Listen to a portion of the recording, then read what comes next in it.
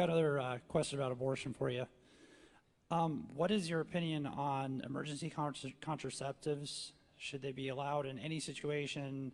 Should they only be allowed in certain situations, such as, for example, taking it the day after the day of rape or incest, for example? So I will beg off in terms of the biological knowledge in terms of emergency contraception in certain cases. What I will say is that on a principled basis, if what you are preventing is fertilization, I don't have a problem with it. If what you are preventing is implantation, I do have a problem with it. Right? This is the difference between sort of the Newt Gingrich position on abortion and mine. So Newt Gingrich suggests that life begins at implantation. That makes no biological sense to me. The minute that the conception occurs, you now have an individual life that has been formed.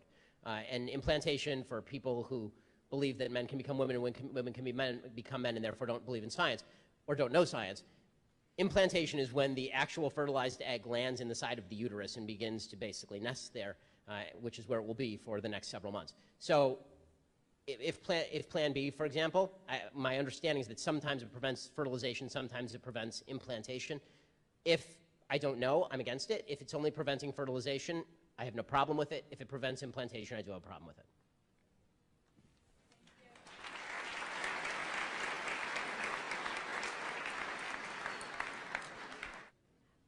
I have a question.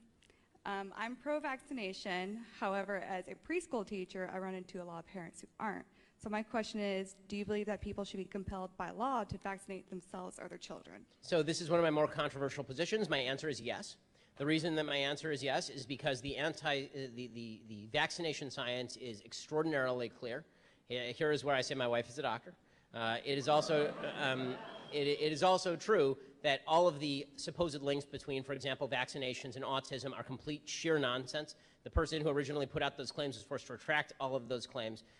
It just happens that autism happens to manifest about the same age that children are very often getting vaccinations, but correlation does not equal causation. The fact that we now see measles, which is a highly dangerous and highly contagious disease, being spread around schools is extraordinarily dangerous.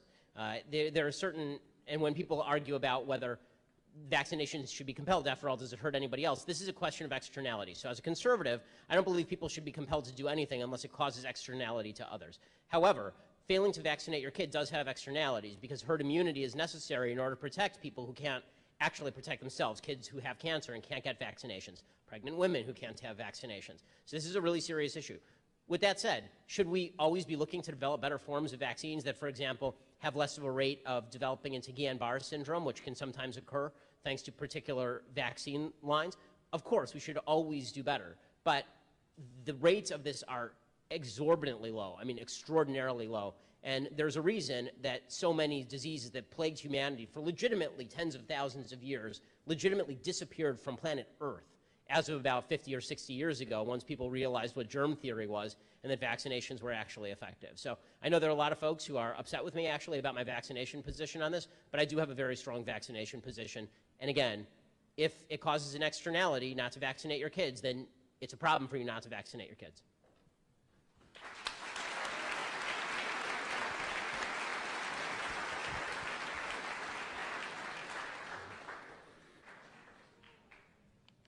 Hi, if more libertarian economic policy is preferable to you, why did the economy do quite well historically with left-leaning economic policies in place, more specifically in time period from the New Deal to Nixon?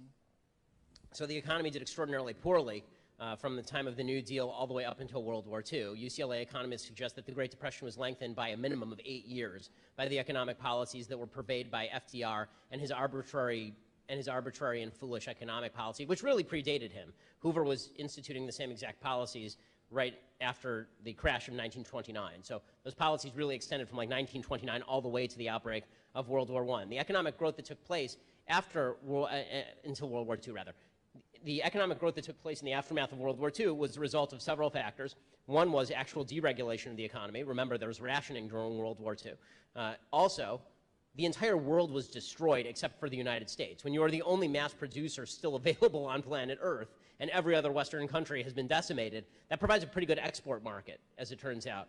And so there wasn't a lot of competition in the marketplace. As other countries developed, then they were able to compete better in terms of manufacturing, which is why you see the car industry in the United States slowing down in the 1970s and 1980s. As far as the idea that economic growth is tied to heavy government interventionism, that obviously is untrue to the extent that the heavier the government intervention, the less economic growth there is. And I don't have to cite Venezuela or Cuba. So the question is, even if you believe that government interventionism is good for the economy, which I don't, then where do you think the happy medium lies? Is it the policies of FDR and LBJ?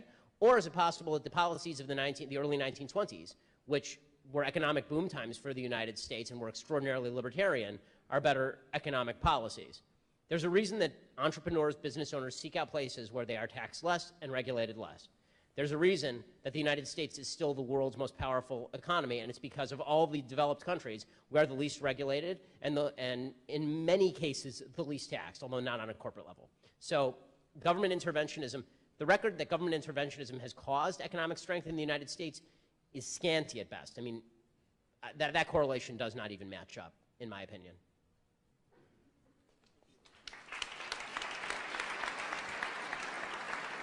The first state to legalize abortion in cases of rape or incest was Colorado in 1967. Hawaii followed in 1970. We can reasonably assume that there were abortions before then.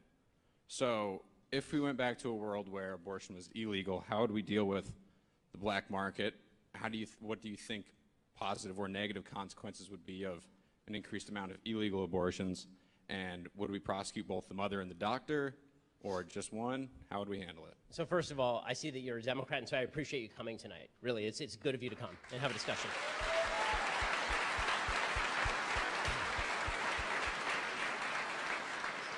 Now, Speaker, you're a very eloquent speaker. well, that's very nice of you. So the answer to the question is that there's no major pro-life voice in America who advocates for prosecuting the mother. The reason that people don't advocate for prosecuting the mother is, number one, because it is counterproductive, because your goal is to convince women that they shouldn't abort their babies, not to threaten them with punishment. You want them to make the moral choice. You want to, basically, honey is going to win people over more than vinegar. But beyond that, I think that there is a real problem of mens rea, meaning that when you're talking about intent to commit a crime, you actually have to have an intent to commit the crime. So if I'm going to commit homicide upon you, then I have to know that you are a human being, for example. I think that a lot of women have been made to believe, for wrong reasons, that what they are killing is not actually a human being, and so they lack the requisite mens rea for a homicide charge, even if you were to try and game it out legally.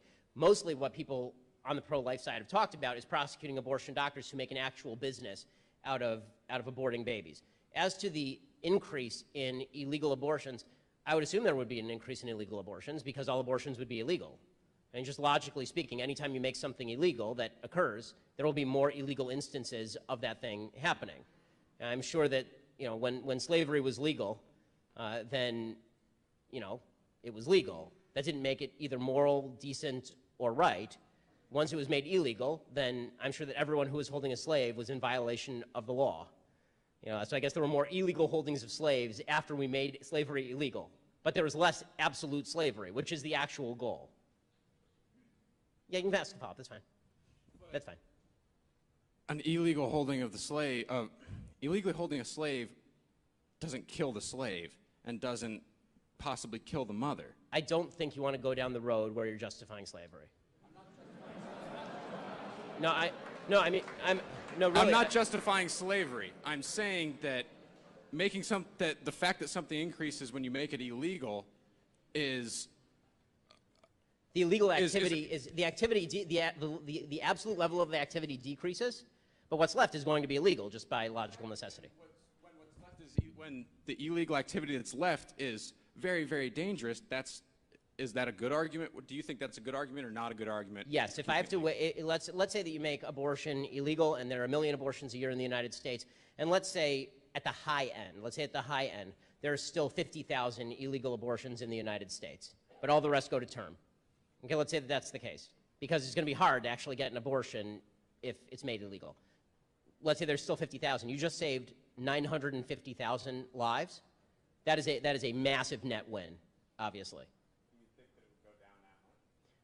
I think it would go down extraordinarily heavily because, again, I think you'd be prosecuting the doctors. This is why you don't prosecute the mothers. Prosecuting the doctors, it's hard to make a living as a doctor while you're doing that. You actually require somebody who's relatively expert to perform an abortion.